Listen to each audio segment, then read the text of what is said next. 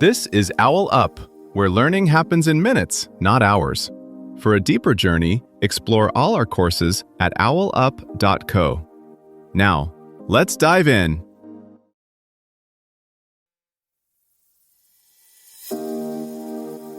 Welcome back to Chapter 2 of our series, AI and the Art of Human-Machine Interaction. In this episode, titled AI's Role in Modern Interfaces, we'll explore how artificial intelligence is transforming user experiences by personalizing interfaces to fit our unique needs. So whether you're a tech enthusiast or just curious about how AI shapes the way we interact with our devices, let's dive in. You didn't choose your phone's home screen today. An algorithm did. Quietly, it guessed what you want, who you'll message, even what you might buy. Now here's the twist. The more it adapts to you, the less you see the default internet at all. So whose interface are you really using? That invisible shift from default to designed for you is happening far beyond your phone. Retail sites reorder entire storefronts based on what you might click next. Streaming platforms quietly rewrite their menus so two people almost never see the same catalog. Even support chats now route you, in real time, to answers a language model predicts you'll accept fastest. Interfaces are no longer static stages. They're more like responsive buildings whose walls move to fit the crowd. This isn't just convenience theater. AI is now tuning details you rarely think about: text size, contrast, button placement, voice tone, optimizing for engagement, sales, or accessibility. That subtle reconfiguration can genuinely help. Shorter wait times, less friction, more readable screens. But it also means intent is negotiated. Your goals, the system's goals, and the designer's business model quietly intersect every time you tap, swipe, or speak. Behind those shifting screens sit a few core AI muscles. Recommendation systems guessing what's next best, language models turning messy questions into structured intent, computer vision reading faces, hands, or surroundings, and reinforcement learning fine-tuning flows based on what keeps you moving instead of bailing out. Combined, they unlock voice-driven dashboards in cars, interfaces that rearrange for left-handed use, and apps that surface calmer layouts when you seem stressed. They also concentrate power. Whoever picks the training data and reward signals quietly scripts how helpful your interface can be.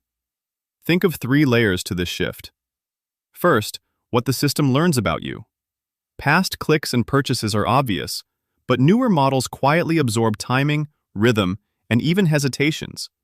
When you abandon forms halfway, how you phrase requests when you're frustrated, which content you skim versus read slowly. These micro-signals feed recommendation engines that don't just rank items. They choose when and how to interrupt you with them. That's how AI-personalized homepages reach those 20 to 30% conversion lifts. Not only what you might like, but when you're most likely to say yes. Second, how the interface speaks back. Language models fine-tuned on support transcripts don't merely answer questions. They're optimized to diffuse tension and reduce back and forth. Cutting handle time by 40% is less about speed typing and more about shaping the very path of the conversation, anticipating clarifications, preempting confusion, escalating only when needed. The interface becomes less of a static FAQ and more of a negotiator, balancing clarity, empathy, and the clock. Third, how the surface reshapes itself in the moment. Those adaptive layouts that help low-vision users now extend into multimodal behaviors. A camera noticing glare and darkening the palette, voice controls growing more prominent when your hands are busy, gestures taking over when you're at a distance. Computer vision and reinforcement learning together let the system treat your current context almost like live input, not background noise.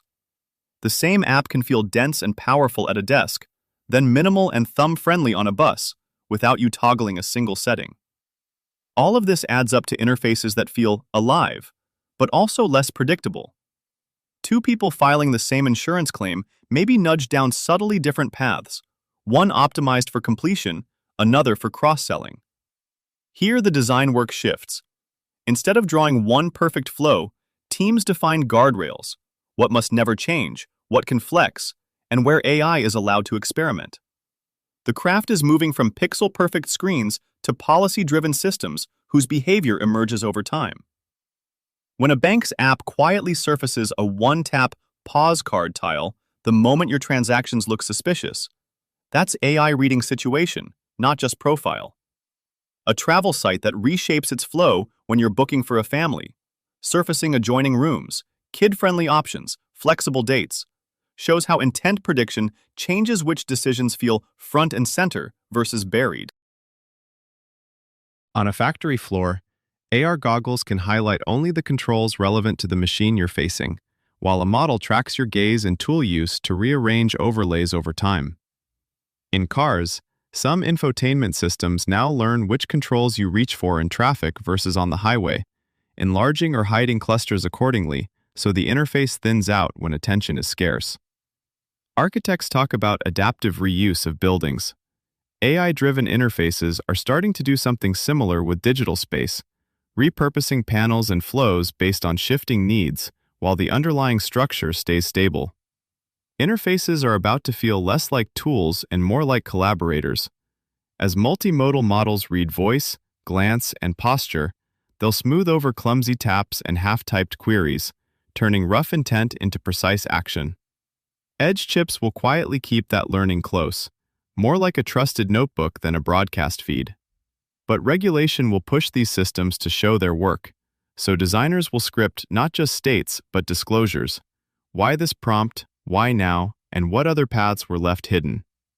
The next frontier is letting you steer that adaptability.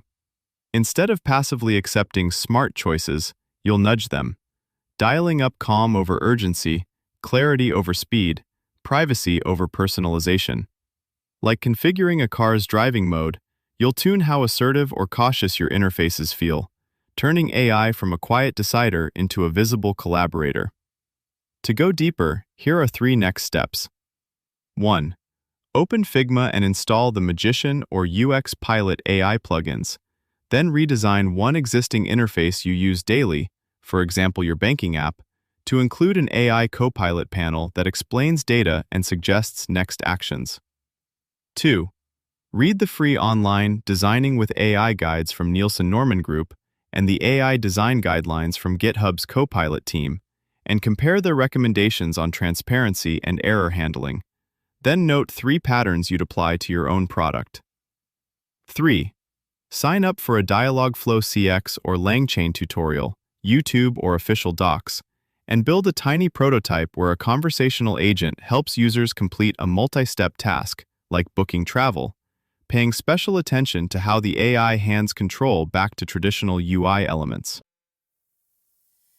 This was OwlUp, your daily step forward. To keep learning with structured courses and more insights, go to owlup.co. Until tomorrow!